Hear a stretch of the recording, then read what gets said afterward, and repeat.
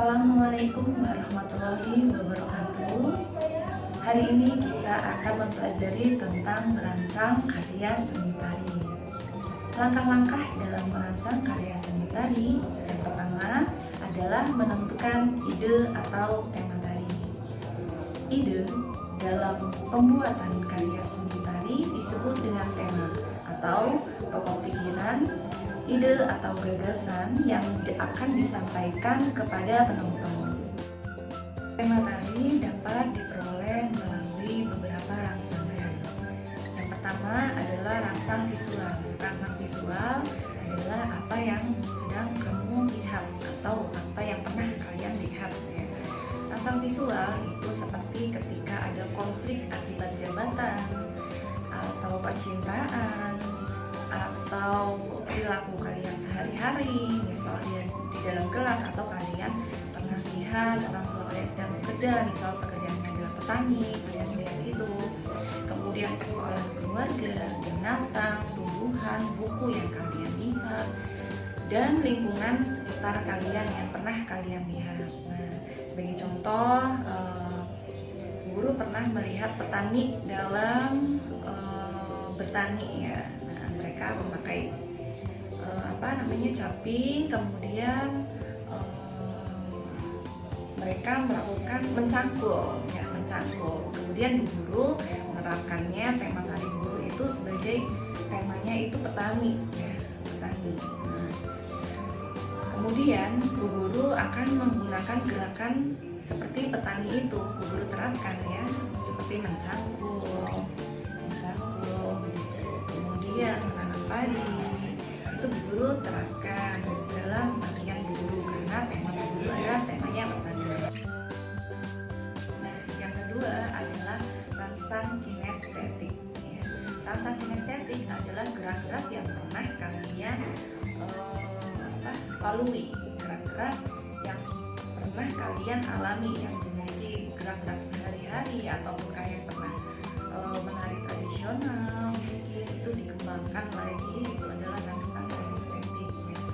Ide tari yang muncul dari gerak tari atau gerak-gerak yang indah yang memiliki gaya, suasana, dan bentuk khusus yang merupakan hasil dari pengembangan gerak tari tradisional maupun tari kreasi.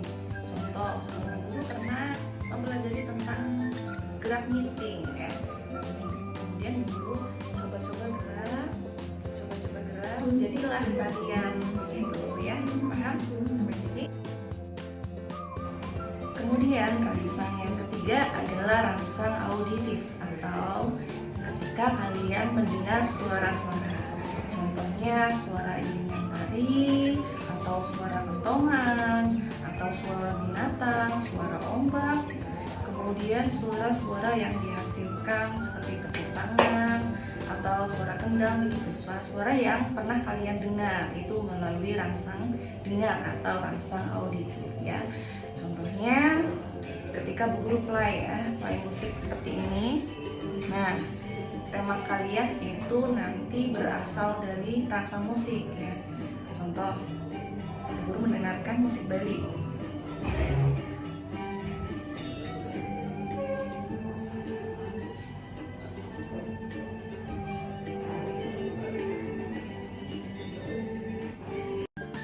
Kemudian rangsang selanjutnya adalah rangsang peraba atau rangsang ide yang didapat dari sentuhan lembut, sentuhan kasar, emosi, kegembiraan, kesedihan, gitu ya. Itu yang didapat dari rangsang peraba. Nah, contohnya saat kita sedih atau gundah, kita akan menciptakan karya seni tari ya. Temanya dari perasaan kita, tema sedih misal. Nah, itu kita akan membuat karya tari sesuai dengan ekspresi kita.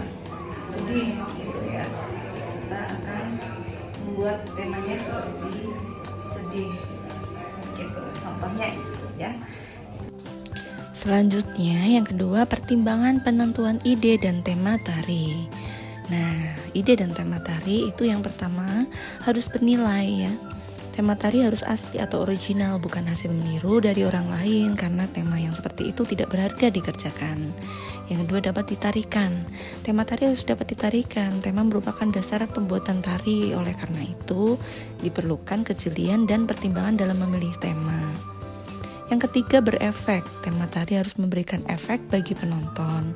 Koreografer harus betul-betul mempertimbangkan penonton, apakah bisa diterima atau tidak oleh penontonnya ya. Sebagai contohnya, kalau penontonnya anak-anak, ya kita harus sesuaikan konten yang kita buat begitu.